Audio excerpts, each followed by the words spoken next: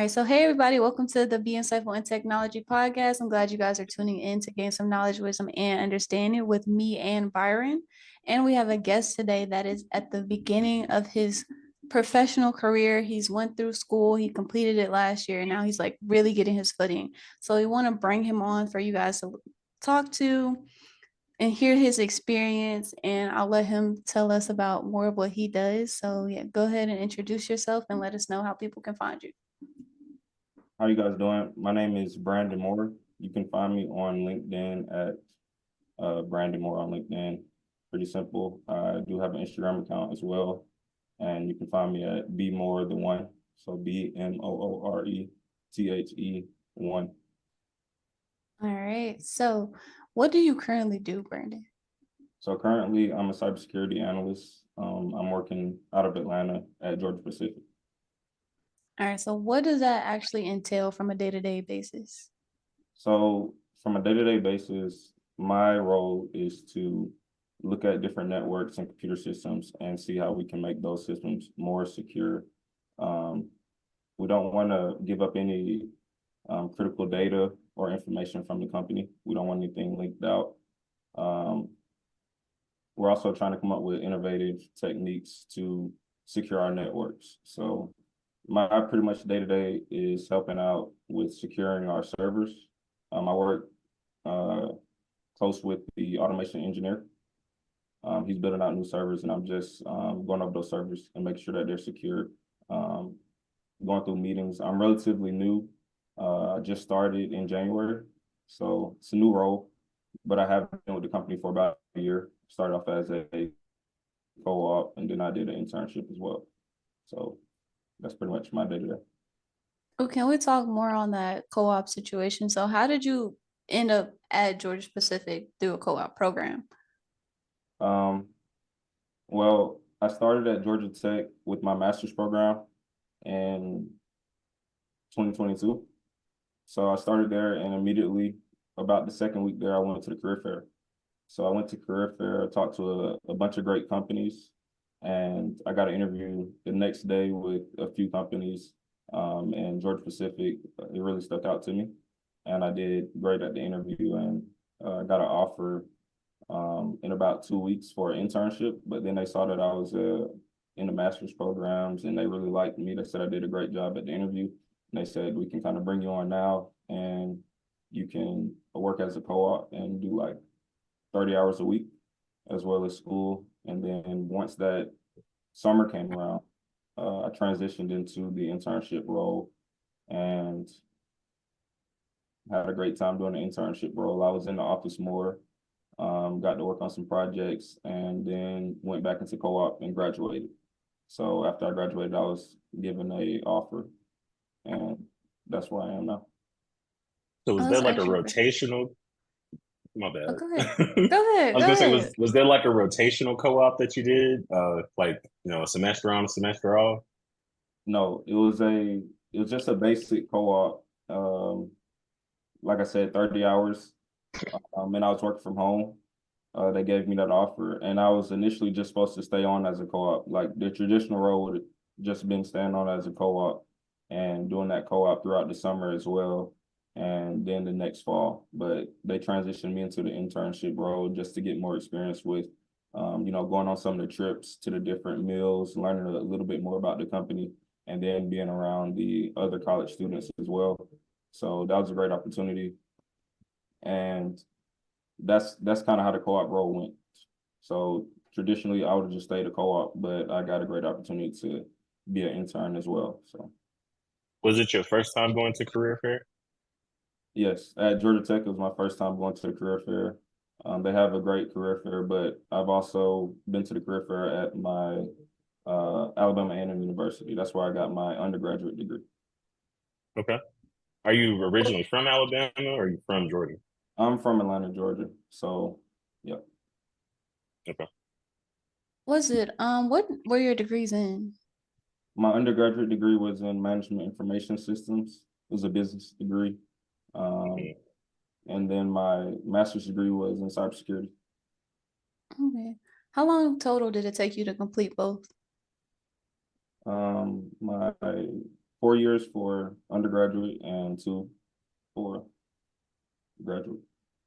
Did you go straight into undergrad to graduate? Did I go straight into graduate school after undergraduate? Yeah. Yes, I did. I started at Kennesaw State. So I did a semester there because I was waiting for Georgia Tech to accept me. And then once they accepted me, I transferred in. So I had 2 classes at Kennesaw State that transferred into Georgia Tech. And then I finished up at Georgia Tech. Okay, I feel like everybody go through Kennesaw. I graduated from Kennesaw. Kennesaw is a great school. It had a great program as well. So I was like, they have almost every program now. So let's dive into the next section and we could come back to the schooling a little bit more. How did you find your passion into technology in general? Like, how did you figure out, what avenue to take? well, out of high school, my first job was at a company called Virtucom. So that was a internship program, and what we worked on there was computer imaging. So I was at like the bottom of the totem pole there, but it was still a technical role. We imaged the computers for public schools in Alabama and Georgia. So that's really was my first technical job where I started to dabble into computers. I wouldn't say I was very much passionate about it. I the passion situation, I don't really try to, I wouldn't tell people to follow their passion. I'll say, do what you're good at, do what you're interested in. And then once you make money from that, you can start to go into what you're passionate about as well.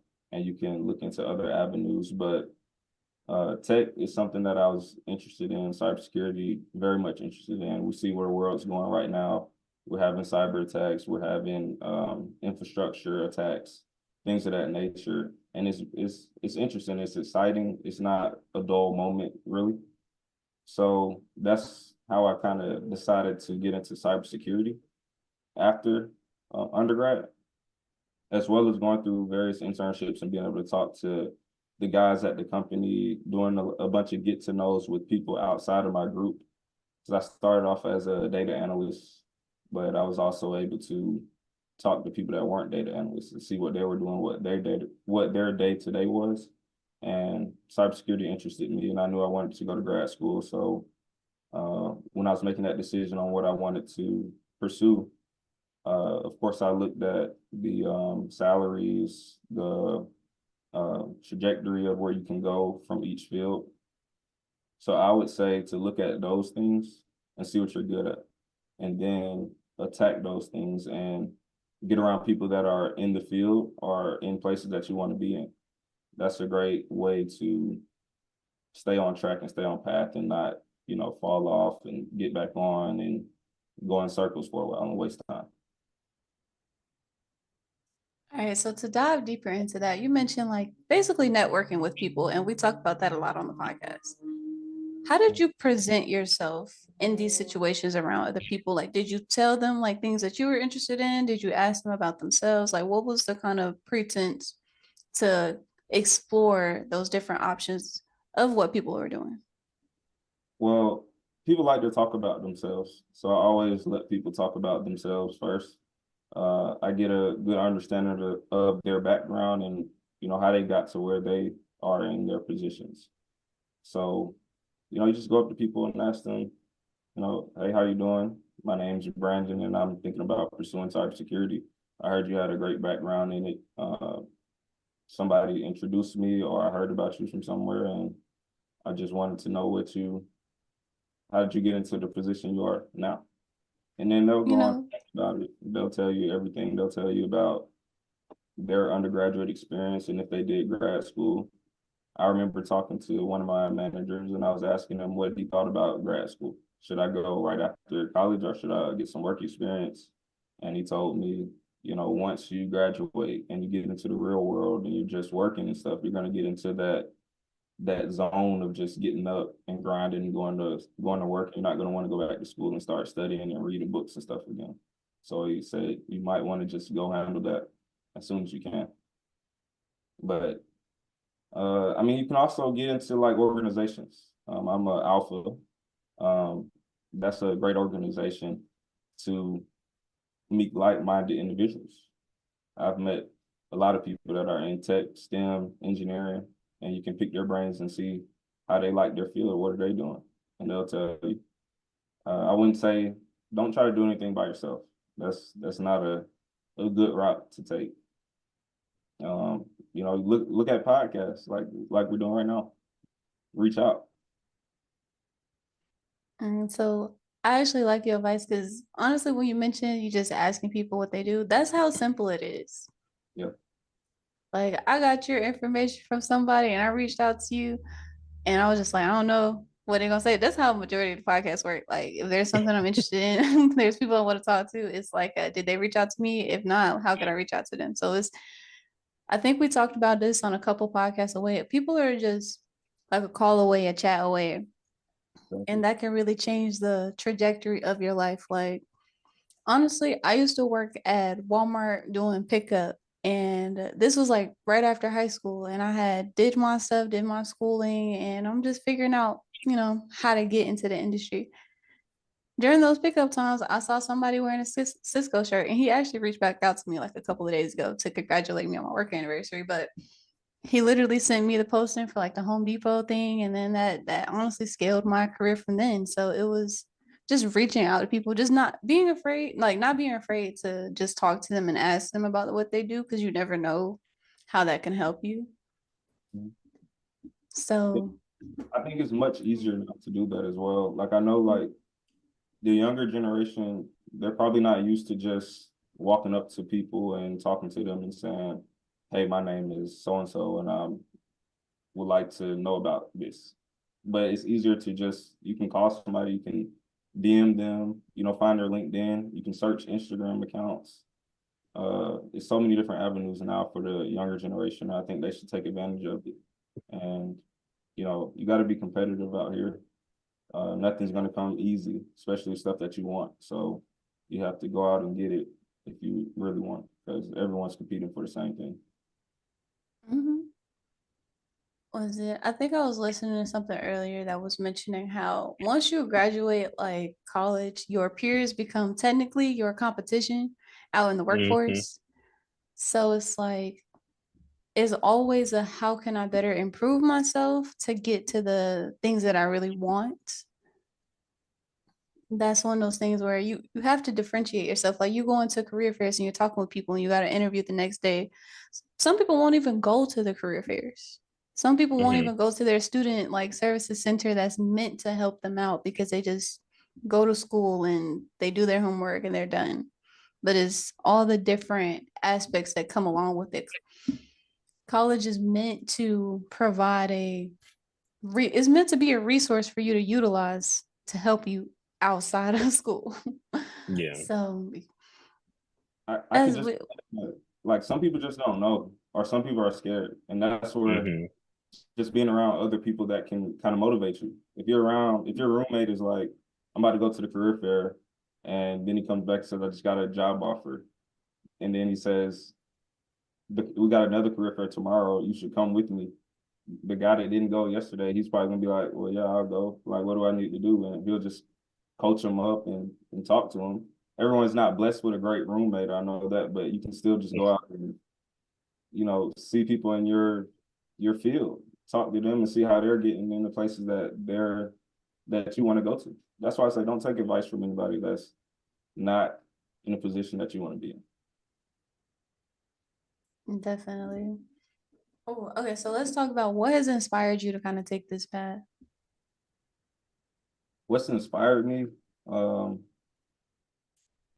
I can say that I'm disciplined. I think that I'm a disciplined person. So I try to just get up and do what I'm supposed to do. That's why I'm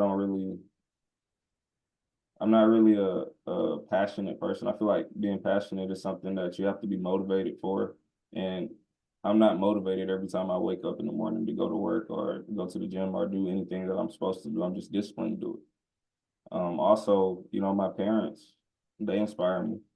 They've worked very hard to get me to where I'm at now. And if I was just to, you know, kind of let that go to waste, that would kind of be messed up. And their parents helped them to get where they're at. and so on. So it's like you just have to keep grinding, and you have to show respect to the people that have poured into you.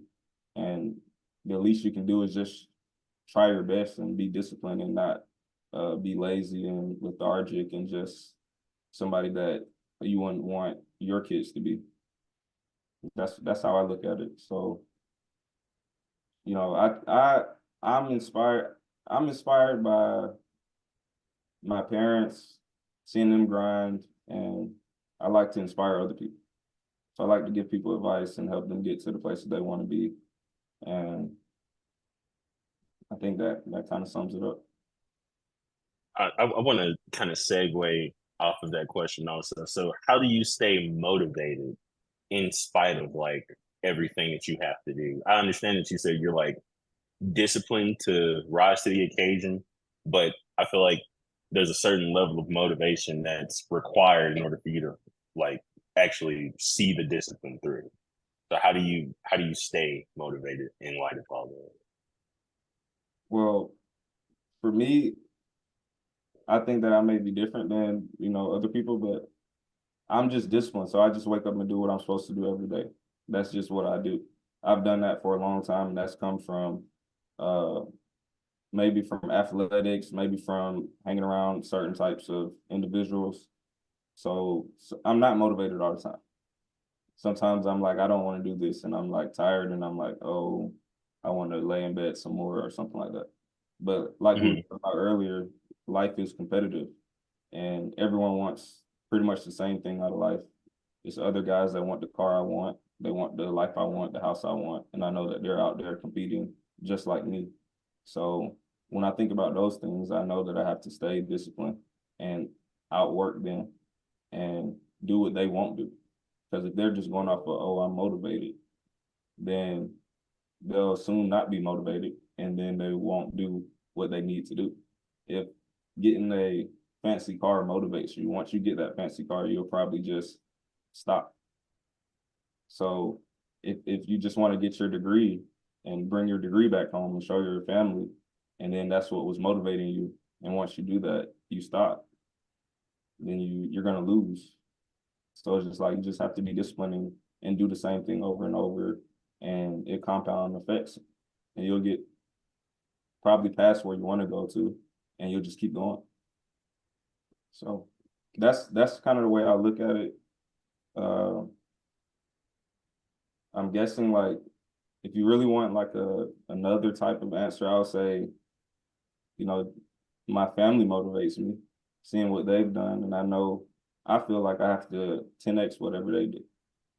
So I think my parents 10x what their parents did. So I'm like, I need to 10x what my parents did. So I have large shoes to fill, but my kids will have even larger shoes to fill.